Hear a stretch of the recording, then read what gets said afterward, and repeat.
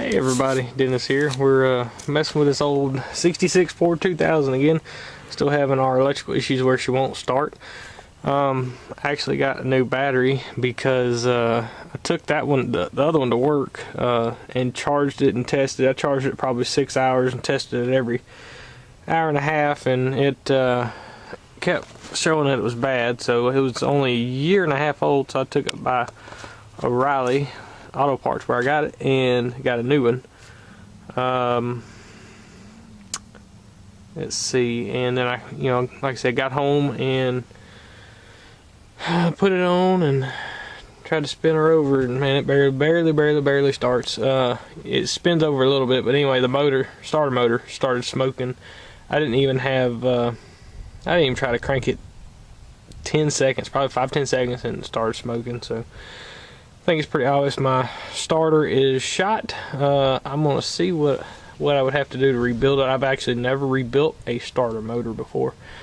I know there's videos out there on YouTube of these. I'll have to watch and look up on it. I did buy a starter solenoid. They were 20 bucks. I bought one just to have. 20 bucks at Tractor Supply. Starter, like a brand new or reman, I mean, they're gonna be on up there, so probably be cheaper to get a rebuild kit and probably try and do it myself. I'm gonna go ahead and try and take it off, and first thing you do, disconnect the battery. I do not have the new cables yet. I went and tried to get some the other day, but they did not have the size that I need, and of course somebody would try and call me right now. And this was my big problem, this short of a cable. I say that's probably what, 5-6 inches, something like that, maybe a little more.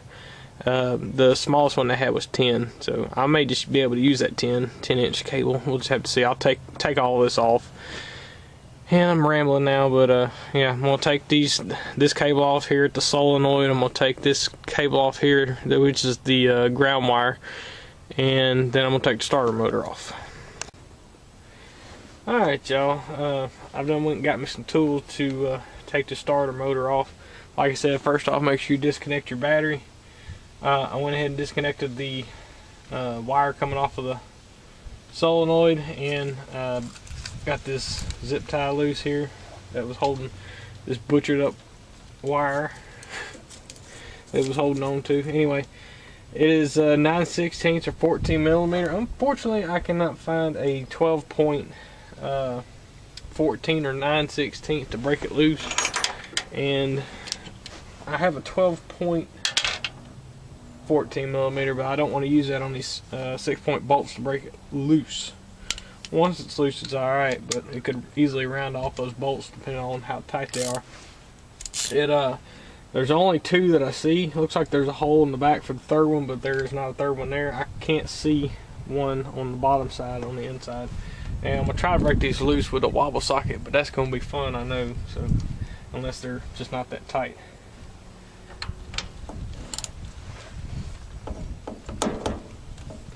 And that one's gonna be fun because there's not a lot of room.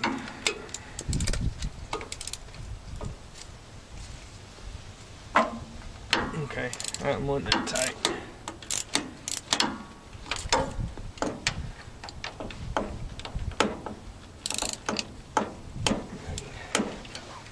See, I got a shorter 9/16, and it'll fit on there too. See if we can break it loose. Alright, not so bad after all.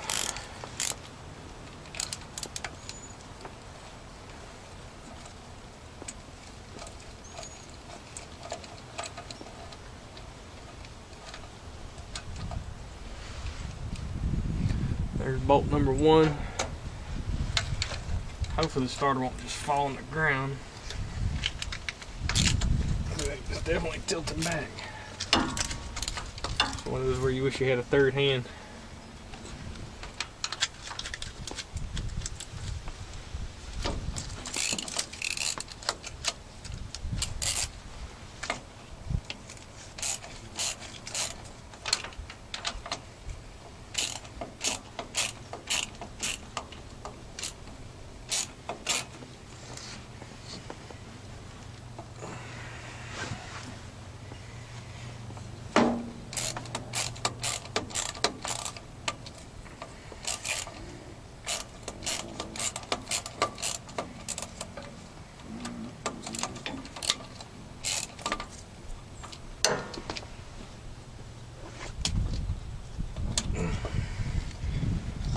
too. I think that's all I was holding her in because she's falling out on me.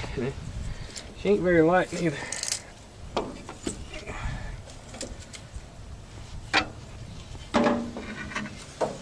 Oh, that's a big girl.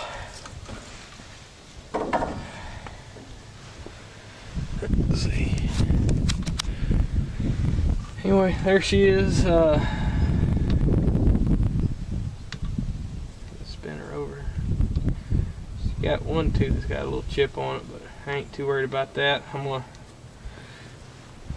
move this thing over here for a second and stick my head in there. Yeah, you can see. Let's see if I can take it off and y'all can see it. I ain't that worried about it though. Flywheel's got a couple little marks in it, but well, y'all won't be able to see that.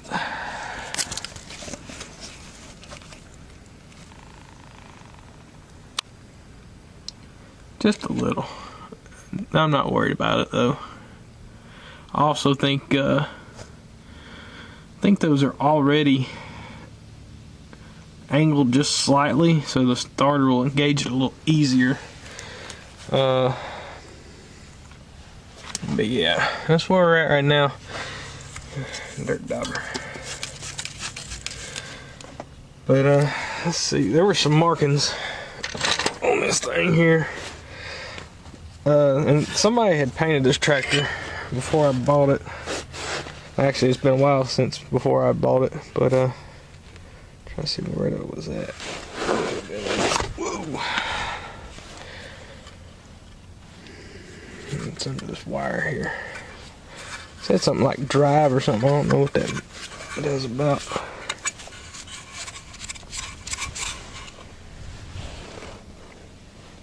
It just has drive engraved in it. I don't know what that's all about, but anyway, I'm gonna look up some stuff on this starter and see if I can find any more information on it, rebuild kits and whatnot, and then I'm gonna go from there. I'll try to do a video of disassembly, even if I don't rebuild it myself. I'm one of those types, I like to see what's inside of it, so I'll just do that and go from there. Hey everybody, Dennis here. We got the starter here, and I've been doing a little bit of looking online. Did some last night, did some today. I cannot find a rebuild kit for the starter. I have found new and remanufactured starters anywhere from $80 to $130. I may check a place in town that does rebuild jobs and see what their price may be on it, but first I'm going to take it apart and look at it myself. But anyway, before I go too much further, the part number for this starter is D7NN11001A. This starter was used on, I think they said it was a 4.5 inch, and it was used on the 2000s and 3000s. I believe it was used on some of the gas and diesel, and then they had a 5 inch that went on just the diesel.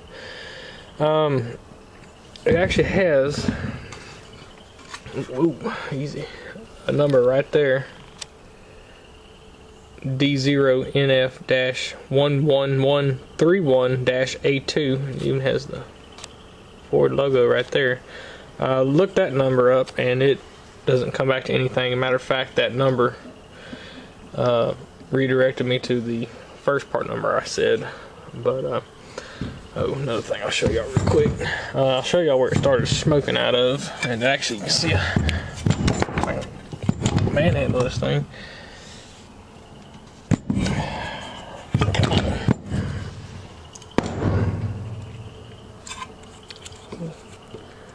It's actually smoking right here, and if I can zoom in, you see the burn mark right there. And I actually had to think about it. I have done some start. Sorry about that. I don't know what happened with the camera, but it clicked off. I was saying that to remove this flathead screw and nut, take this cover off, and that should allow me to take this cover off here. And I have these two, what they look like 10mm or 3/8 bolts. Those are case bolts, and hopefully I'll be able to take that apart. But anyway, we will both be learning something on this, because I haven't taken a starter apart in over 5 years, and like I was saying, it was on a Toyota. So anyway, I'll get y'all set up and let y'all watch that. Alright, so first things first is we're going to take this flathead screw out. Hopefully it will come off easy enough.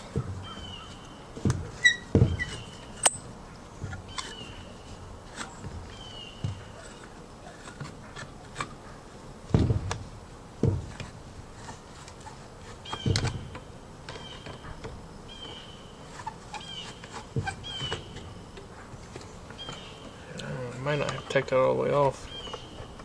Just loosen it up enough to where you can get that. It's almost like a giant clamp. Matter of fact, this just came off, so.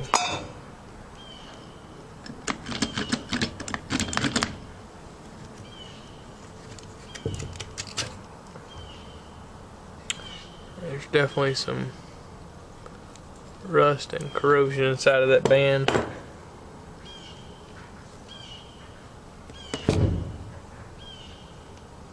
gonna go ahead and take this other starter wire off, and it's a 1/2 inch.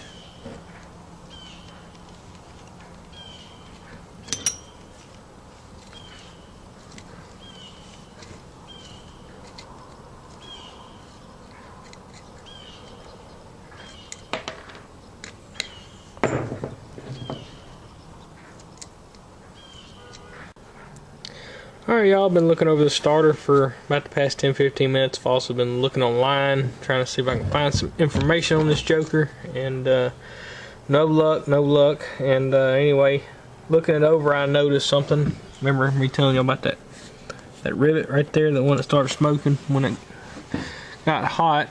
And anyway, I started looking through this little hole,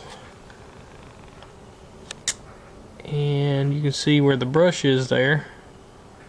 It melted the bracket. That's how hot it got. So this is beyond me and my capability, I think. So I'm gonna talk to a friend of mine who rebuilds starters and carburetors and all that, and talk to him, see what he thinks, and go from there. But right now I'm at a standstill. I can't order another starter until I get paid. So anyway, that's it for this. Is, I think, part 4 or part 5, I'm not sure which, on this distributor meltdown that has turned into more than one thing. But yeah, thanks for watching, and please comment, rate, and subscribe, and hope everybody has a great day.